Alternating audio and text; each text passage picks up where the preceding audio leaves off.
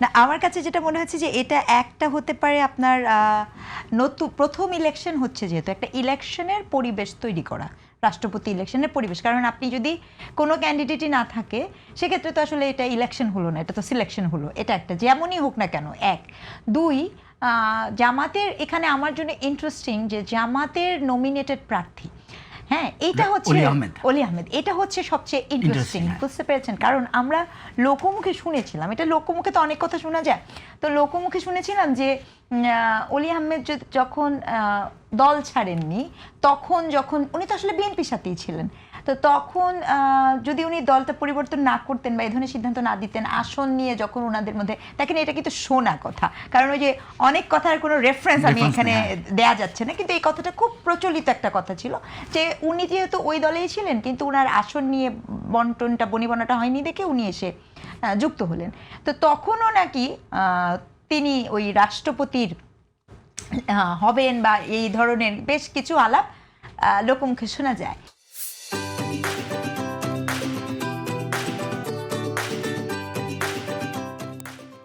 এখন ফ্যাক্টটা হচ্ছে যে আমার জন্য ইন্টারেস্টিং এটা না যে জামাত কেন দিল, আমার জন্য ইন্টারেস্টিং জামাত কাকে দিয়ে দিল। এবং আরেকটা টুইস্টেড দেখেন যে তার এই প্রার্থী কিন্তু জয়ী হতে পারেন নাই, তাই না?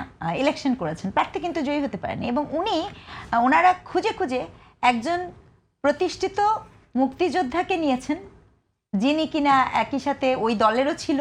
তো হয়তোবা জামাত মনে করছেন ইলেকশন হলে পরে কিছু একটা হতে পারে, এটা তার রাজনৈতিক বোঝাপড়া। আর আমাদের জন্য এটা একটা ওই যে এটা একটা জাস্ট আপনি দেখতে চাচ্ছেন, আমরা দেখতে পাচ্ছি, মানে ওই যে গণভোটটা ছিল না এরকম, মানে গণভোটের আগেই বলে দিচ্ছি গণভোটটা কি, এখন প্রেসিডেন্টও আগেই বলে দিচ্ছি প্রেসিডেন্টটা কি।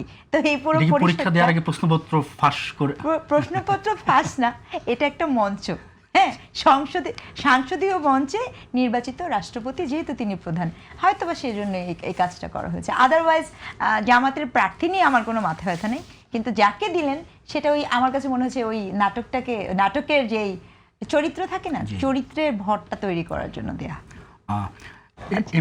আপনি যদি কিছু না, এখানে বিষয়টা হচ্ছে পার্লামেন্টারি ডেমোক্রেসিতে 2/3 মেজরিটি যার আছে প্রার্থী তারটাই জিতবে, এবং একটা পার্টি দিলে দেখেন ইলেকশন সম্ভবত এরকম কোনো ইয়ে আছে যে এক দলের মানে একটা দল সাপোজ ধরেন বিএনপির কোনো এমপি সম্ভবত জামাতকে ভোট দিতে পারবে না, মানে অপর পক্ষের কাছে ভোট দিতে পারবে না।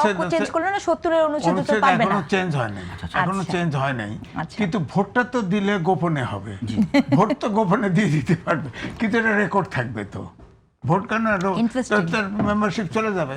সুতরাং যে বিএনপি 2/3 মেজরিটি পার্লামেন্টে একটা পার্টি একটা ক্যান্ডিডেট যাকে নমিনেশন দেবে তিনিই প্রেসিডেন্ট হবেন।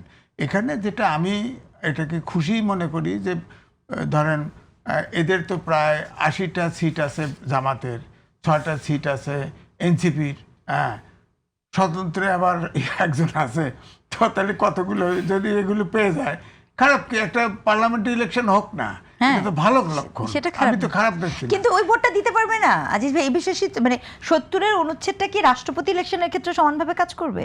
না, করতে পারে না, এটা নিয়ে কিন্তু আমি ক্লিয়ার না, ক্রস করা যাবে না।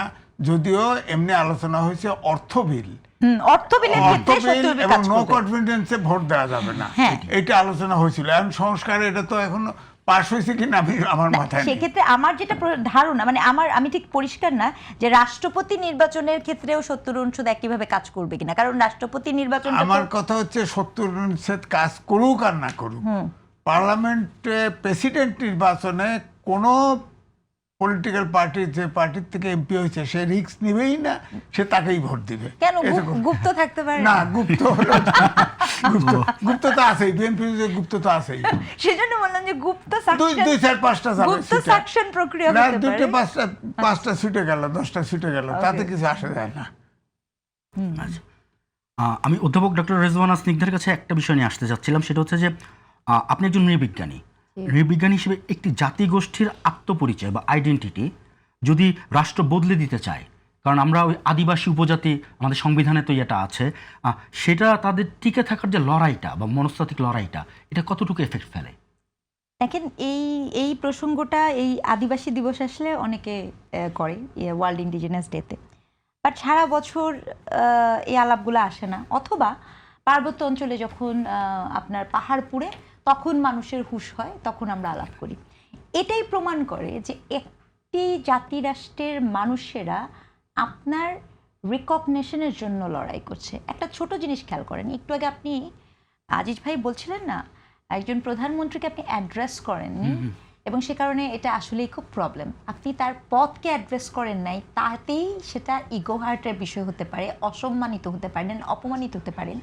কিন্তু আমি ওই জাতি রাষ্ট্রের মানুষের কথা বলছি যে এই বাংলাদেশের নাগরিক, তার ভূখণ্ড, তার ঘর থেকে তাকে যে কোনো সময় আপনি তার ভূমি সেটা আপনি দখল করছেন।